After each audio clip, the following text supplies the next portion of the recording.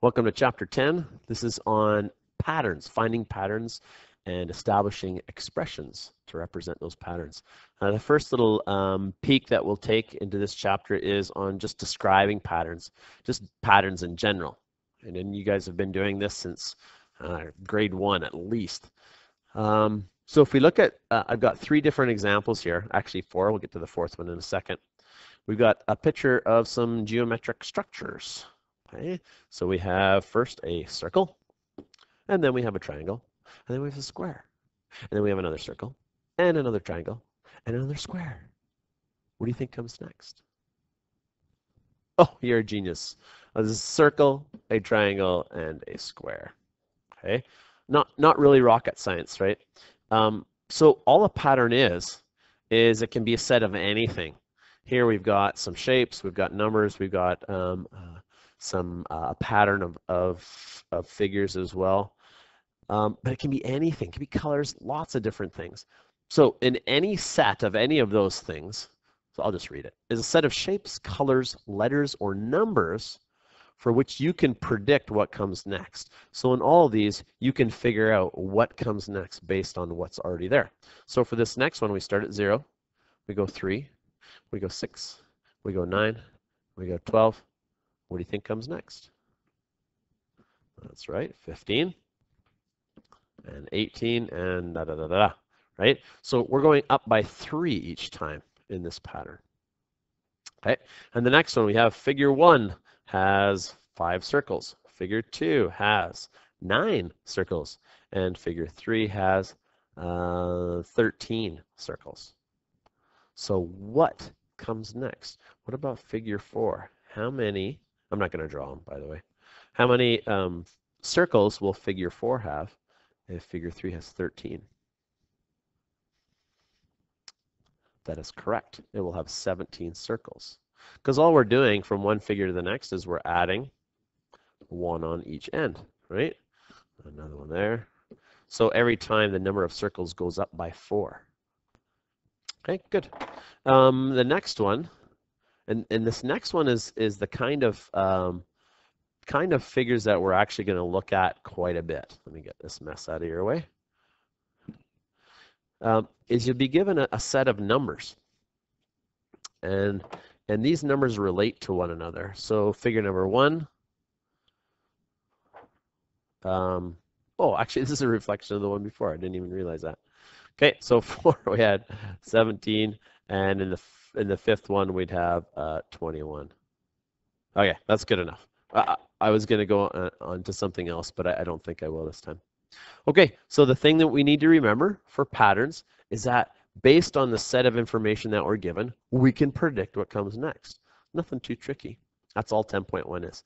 And we're also going to look at 10.2 here. Not all of it, but we're going to look at a few of the components. Okay. Variables and expressions. Expressions is the thing that we're going to introduce here and spend some time on. So I need to define some things first. So I'm going to read this over with you, and I'm going to show you some examples, and I'm going to give you a chance to identify some of the components or parts of an expression. So first of all, let's start with variables. So a variable, this is a symbol, and typically in math we use a letter as the symbol. Okay, so this is a symbol that represents a number. Any number. We don't know what the number is because it changes.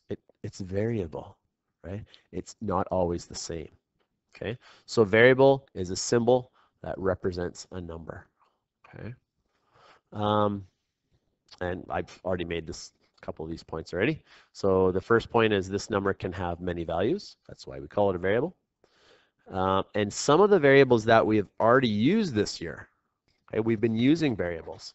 And some of the ones that you've experienced are A for area, R for, do you remember what R, that number would stand for? It's radius. B, remember that one? Base. D, diameter. Is that what we use for diameter? Yeah, that's right, diameter. And C was circumference, that's right. Okay. So we've actually used a lot of variables.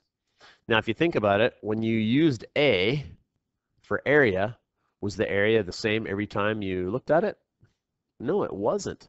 Because remember, a variable is a number that can have many values, lots of values. Okay, it's not always the same. Okay, next one.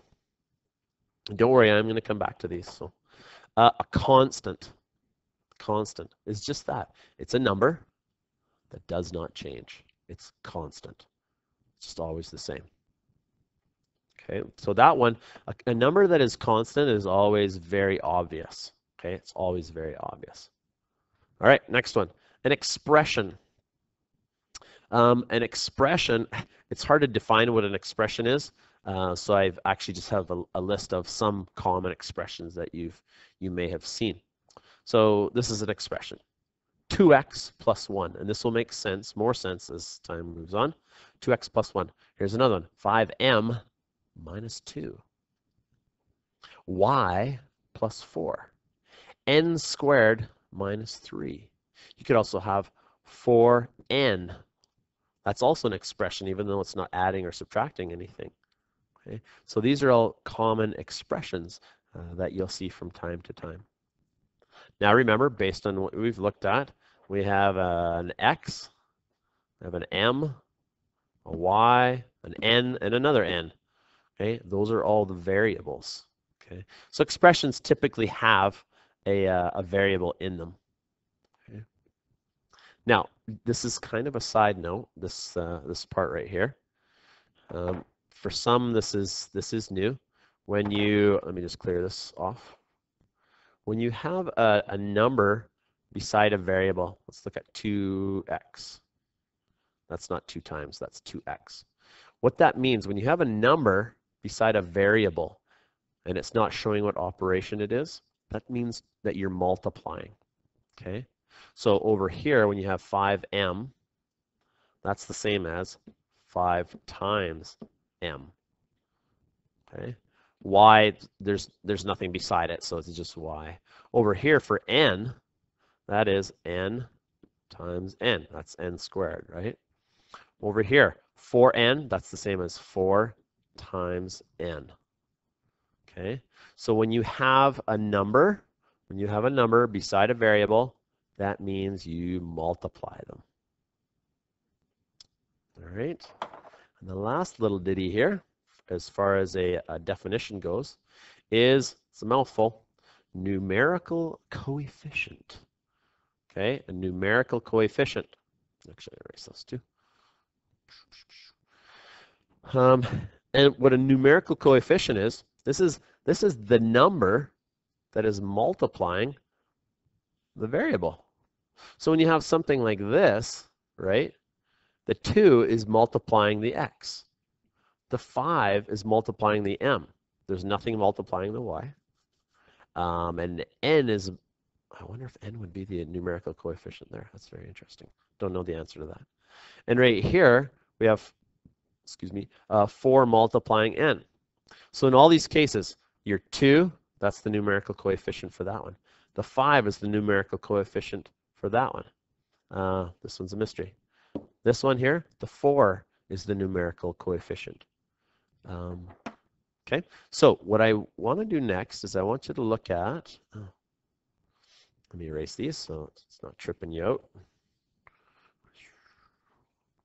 What we're going to do is I'm going to give you an expression, and then you have to identify all the parts. So let's check it out.